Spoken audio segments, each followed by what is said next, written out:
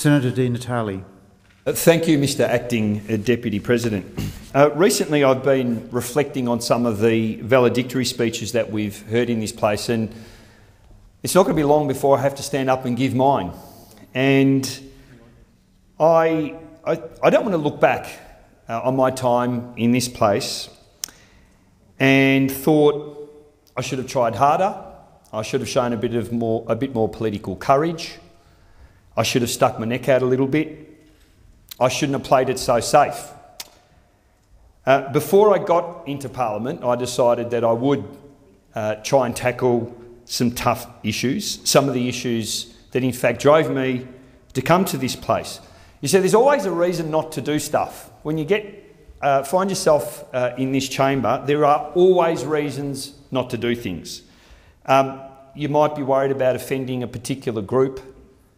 You might be worried that your own constituency doesn't support your views on an issue.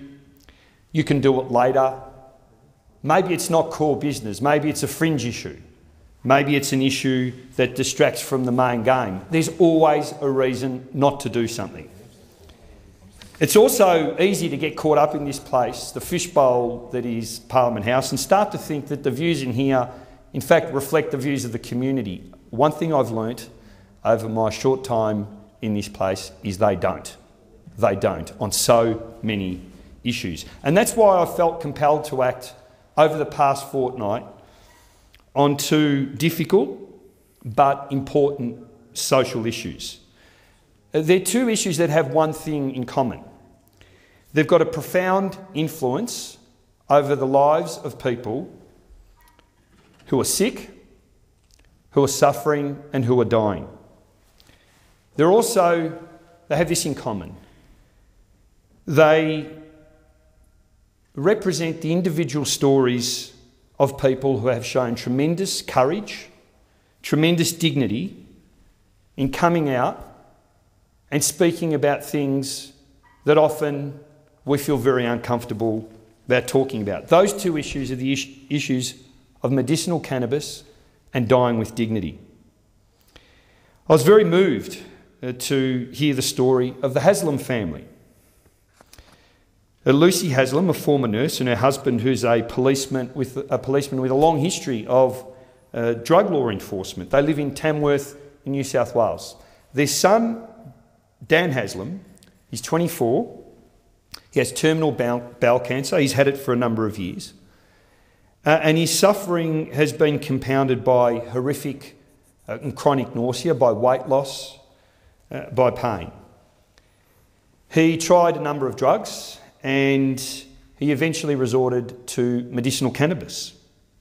It had a significant effect on his nausea, where other drugs failed.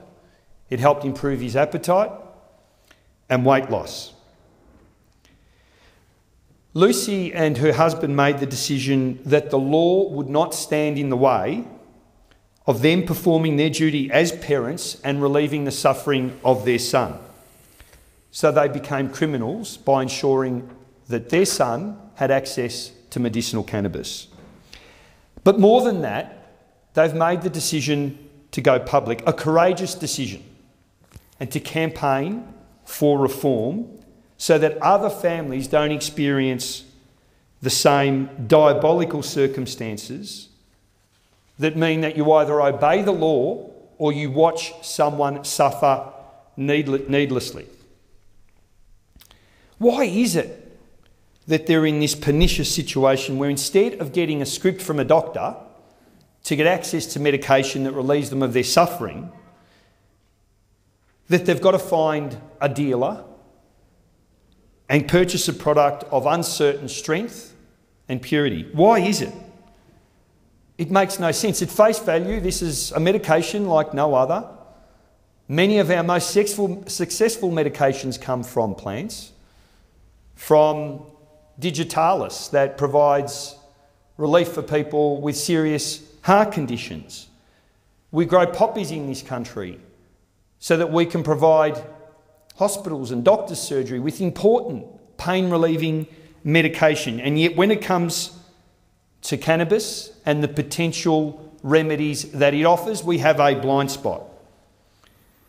Well, I hosted an event in Parliament last week, and Lucy was good enough to travel here and to speak to a number of parliamentarians. She spoke alongside Alex Wodak, a doctor who through clinical practice has become an expert on the real medical potential of cannabis. The science is clear, the jury's in.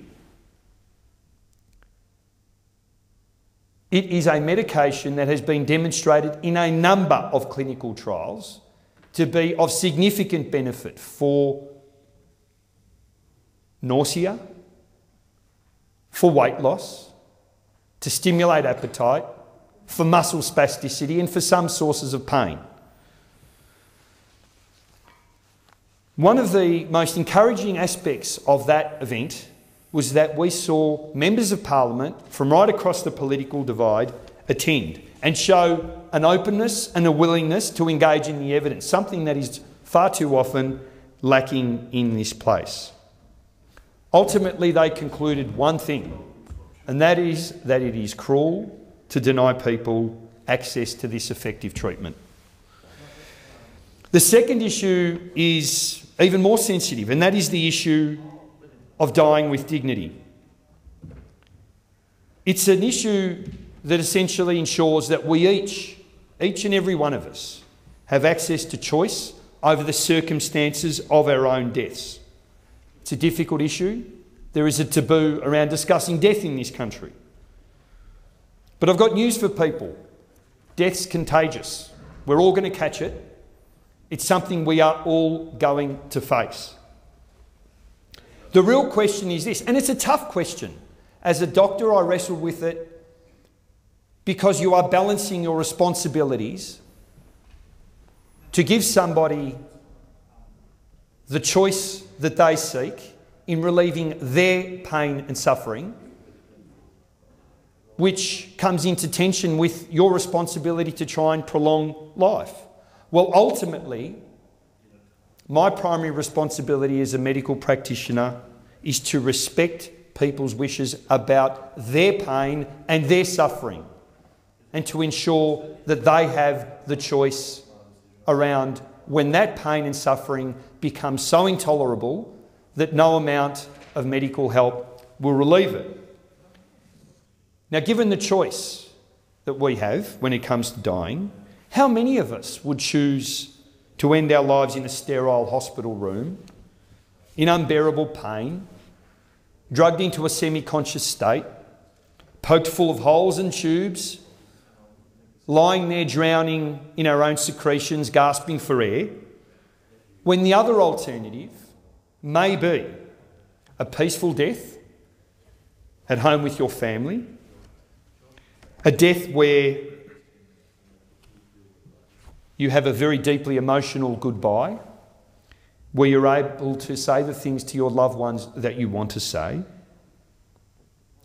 a death that is unhurried, that involves drifting off peacefully, but being surrounded by the people you love and the memories that make us who we are. But for people in Australia, that choice is not an option. In fact, even worse, it's illegal. And so yesterday I hosted an event in this building where we heard from 3 people with a terminal illness with very, very powerful stories. We heard from Peter Short, a man who has recurrent esophageal cancer, a man in his 50s, a successful businessman who has decided that he wants to choose the circumstances over which he dies. We heard from Max Bromson, a man with metastatic bone cancer who sometimes describes the pain that he's experiencing as unbearable, off the scale.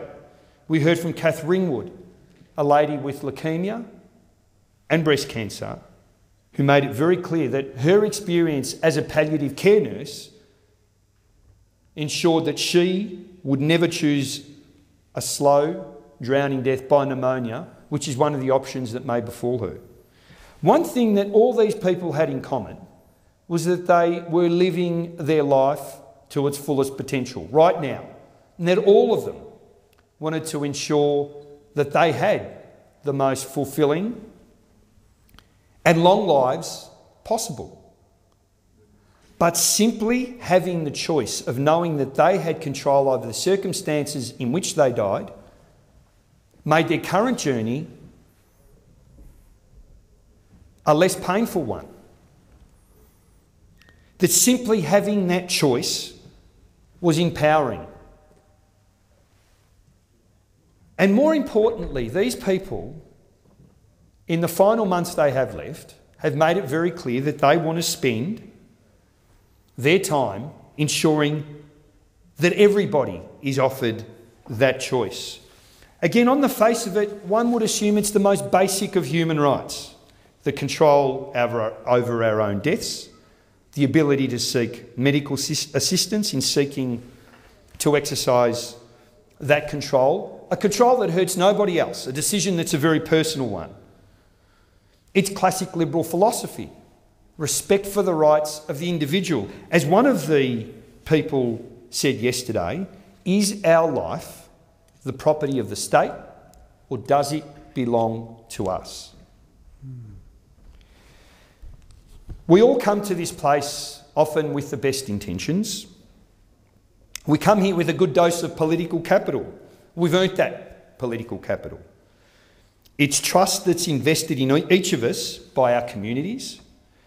We build on it by showing integrity, by working with others, by being responsive to the people who put us here. We show it and earn it by demonstrating leadership and by ensuring that we have the nation's best interests at heart, not our own. But that political capital is of no consequence if we're not going to ensure that we exercise what we can to get change and reform through this parliament that will impact so directly on the lives of the people that I've heard from over recent weeks. There'll always be barriers. It's a difficult issue to talk about. It's not the main game. It's a fringe issue. There's a very powerful religious lobby in the parliament. We've got a toxic political environment.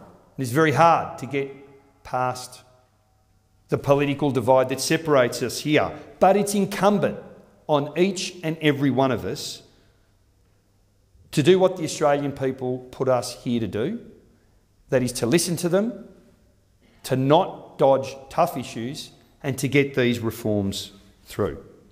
I have to say that I've been encouraged by the huge support, again, from across the political divide, on hearing about my campaign to introduce dying with dignity laws in the federal parliament. A tremendous response. And in fact, Alana McTiernan has indicated that she wants to co-support any legislation that ensures that people have access to that choice. On the issue of medicinal cannabis, Sharman Stone and Melissa Park, who co-convene the group that I'm involved with that helped bring Lucy Haslam to the parliament, have indicated that they want to work to get this reform through. They want to look beyond the partisan blinkers that so often blind us to the opportunities that we have here, the opportunities to do good things for people who are dying, who are sick, and who are suffering. And it's our responsibility to do that job. Ultimately, I'm optimistic. I'm optimistic because of the support we've already received. And I'm optimistic because I know one thing. Even though there are barriers, there is one thing with both of these issues that politicians can't ignore, and that is that they have overwhelming public support. And there is one thing that politicians in this place do, and that is listen to the community sentiment. When that voice becomes so overwhelming, so loud, so strong, politicians can't ignore it. And those voices are growing, they're becoming louder, they now have access to this place, and ultimately we owe a duty to listen to them. Thank you.